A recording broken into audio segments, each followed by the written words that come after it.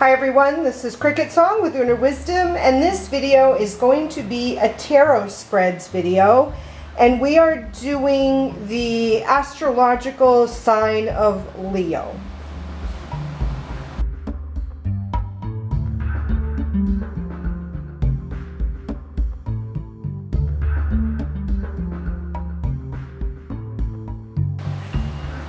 You can find this spread, the spread that's the astrological sign of Leo, in this book, Illustrated Tarot Spreads by Filner and Schreiner. And this particular spread can be found on page 85. Here, we're going to do Leo. And the spread here for Leo is I want. Okay, so what we have here is we have seven cards laid out here. This is card number 1 right here. And this card represents my ego. How domineering am I? Card number 2, on what stage am I acting? Card number 3, which is over here. This card is my inner child. Card number 4, which is right here. This is where do I stand in regard to love and romance. Card number 5 is this card right here, and that's my love for children.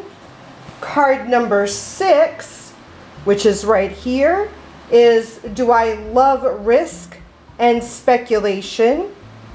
And card number 7 is my crown. How generous am I? Okay, so this basically gives you an understanding of yourself if you are Leo, and what it is you want. So the first card is card number 1. That is my ego. How domineering am I? Card number 2. On what stage am I acting? Card number 3, my inner child. Card number 4, where do I stand in regards to love and romance? Card number 5, my love for children. Card number 6, do I love risk and speculation? And card number 7, my crown. How generous am I? Okay, this is the Rider-Waite. I'll read it as is, and then we'll compare it to using the Green Witch Tarot. Okay, so if I were to read this spread, Leo, I want, and we're going to pretend like this is for my husband, because he's a Leo. So the first card, my ego, how domineering am I? So here we see the Magician in a reversed position. So generally I would say the Magician is really self-assured, self-confident, in control. They have the ability and the tools at their disposal that they require, but it's reversed. So here I almost feel like we're talking about, and it's a Major Arcana card. The only 2 cards in this spread, the first 2 cards are Major Arcana cards. So I would say that, the Magician here in this position would say that there is potential for being very domineering, but I feel like the potential isn't revealed or hasn't manifested. So something is holding this at bay. So this individual, for an example, my husband, could be very domineering, but there is something that is repressing that, or something that is withholding that, or there's a resistance within him to allow him to be domineering. So there is a potential for that, but it's not manifested. And the second card here is on what stage am I acting? Here we have the Hermit upright. So this would talk to me about introspection. It would talk to me about sort of self-discovery, going within oneself, sort of pulling back from the general population or general society, sort of, and withdrawing, sort of putting a distance between oneself and everyone else. And I feel like, again, this is a major arcana card, so I would say that these two together, that is, the Hermit is what makes the Magician reversed. I feel like that's what we're talking about, that this individual, in the example, my husband, does not engage openly and keeps sort of like a wall or a distance between himself and others. So he's really not, I mean, on what stage am I acting? I feel like there is no stage that he would be acting on. That's how I would read that. Card number 3, my inner child. Here we see the Page of Wands reversed. So when I read court cards, I would read the page as a child or immature energy or pregnancy, you know, the beginning of one's evolution, whether we're talking about a physical or a spiritual evolution.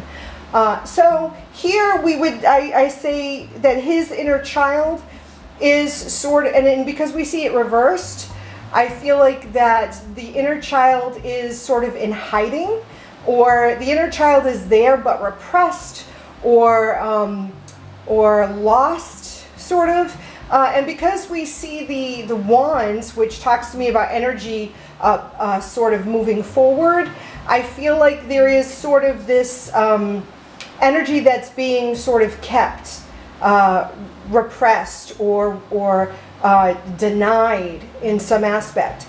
So if I look at, you know, my inner child, I would say that in the example here, my husband, his inner child is sort of, we could say, fragmented, or however you want to, you know, repressed or afraid or scared, and hasn't yet fully been released or revealed. That's how I would read that. Card number 4, which is this card right here. Where do I stand in regard to love and romance? Okay, so here we see the 8 of Cups.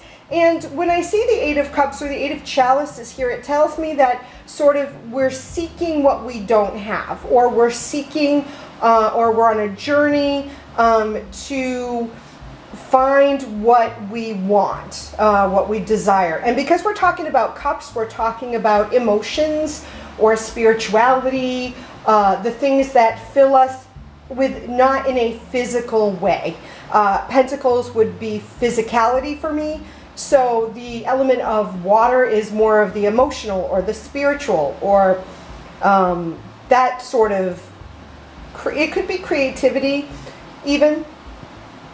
So what does this tell me? Where do I stand in regard to love and romance?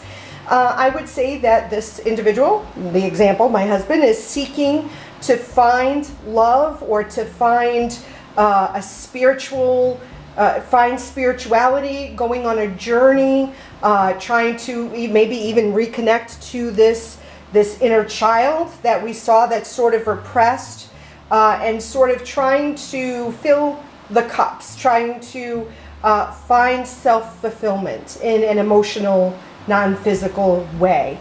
That's how I would read that. Card number 5, which is this card up here, my love for children. 3 of Cups, again, talks about emotion, spirituality, all that kind of stuff. The 3 talks about completeness, talks about friendship, talks about merriment, talks about sort of like relationships in general with more than one, you know, group aspect, spiritual family, things of that sort. So how my love for children, I would say, is definitely there. It's celebrated.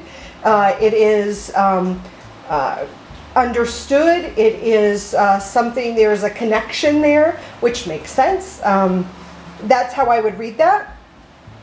Card number 6, that's this one here, the 9 of Swords. Do I love risk and speculation? So we see this, the 9 of Swords upright, which I would read upright cards as yes, reversed cards as no. So do I love risk and speculation? This suggests yes. But then we look at the image on the card, and the 9 of Swords talks about stress and anxiety. It talks about sleepless nights. It talks about nightmares. It talks about tension. It talks about the inability to get rest. So I feel like there may be a love for it, but there is also a hate, this love-hate, that this individual, in the example, my husband here, would love the challenge, love the risk, love this thing. There is something there for him, yet it brings all this tension, anxiety, sleepless nights, headaches, nightmares kind of thing. And the last card, my crown, how generous am I? Here we see the King of Cups. Again, I would say that court cards, when I read them, represent individuals and because we see kings, we see them, kings and queens, as full maturity.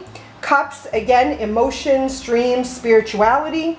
How generous am I? I would suggest that when we see the King of Cups here in this position, it would suggest that, yes, he is a generous individual, and someone who is aware of his generosity, someone who is willing to engage in and interact with people emotionally, spiritually, creatively, and it's fulfilling. So I would say that, yes, he is generous. He is aware of his generosity. He is in a position to give and be generous with other people. The only concern I would have with the King and Queen of Cups is that they may give more than what they actually have and end up depleting their own well. So there is some concern of being too generous, like not establishing one's personal boundaries, allowing people to take and giving more than they are able to. That's how I would read that. So let's take a look at how this would look with the Greenwich Tarot. And let's compare to see how different or how similar, and if I would read it any differently with these particular cards instead of the Rider-Waite. So right now I really don't see much of a difference in the images. The first card, instead of the Magician, we see the Witch. I would still read that the same way. The Hermit, though, this I might read just a little differently, and this may be the only card that I do read differently. With the Hermit in the Greenwich Tarot, we see the Holly King instead of the Hermit. We still have a feeling here of going sort of on a journey or looking to illuminate things within us.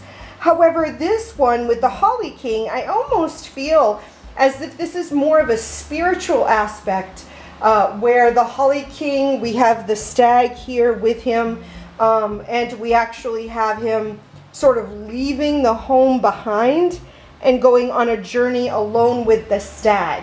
And that sort of talks to me about leaving family, physical family, and sort of going out on his own, the stag being the representation of the god and nature, and discovering one's own relationship with nature. And this makes sense to me only because it is the Greenwich Tarot, and when I'm using that, I'm looking at it from, you know, a witchy aspect. So I would suggest that, and it would be apt, in regards to the reading, if this was for my husband, sort of going on a personal journey that the family unit can't really go with him. It's a journey he has to go on his own in search for his role, his place within nature and the elements and the energies of nature, and looking for the energy of the divine masculine within himself and how he relates to that along with the natural world around him. So that's a little more in depth on how I would read that. The Page of Wands, I would read the same way, the same idea about the inner child. Eight of Chalices, I would still look at this as trying to find what is missing or discover what is missing. And that was in the place of romance. Where do I stand in regard to love and romance? Looking for what's missing.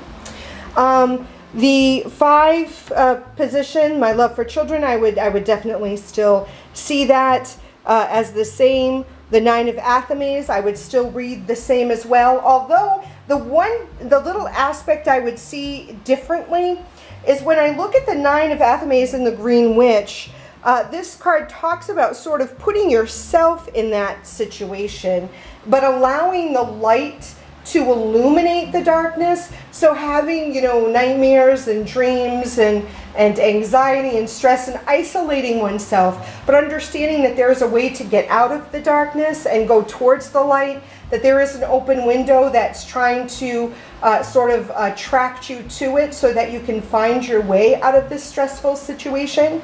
And that was in the position of, do I love risk and speculation? So I would say you may be attracted to it, but it still brings these things, but there's almost like a inability to resist the risk, that there is some sort of challenge and motive that you are propelled towards, you're drawn to. And it could have something to do with the Hermit and the Magician. And then the last card, being in the position of my crown, how generous am I would still say exactly what I said before. So this is the Leo spread in that particular book. If you decide to try it for yourself or to try it on someone, please do and let me know how it works for you. Share if you do a video, send me the link, or if you just do it and you want to give me feedback, I'd love to hear how it works for you. And until next time, I love you. Mwah. Blessed be.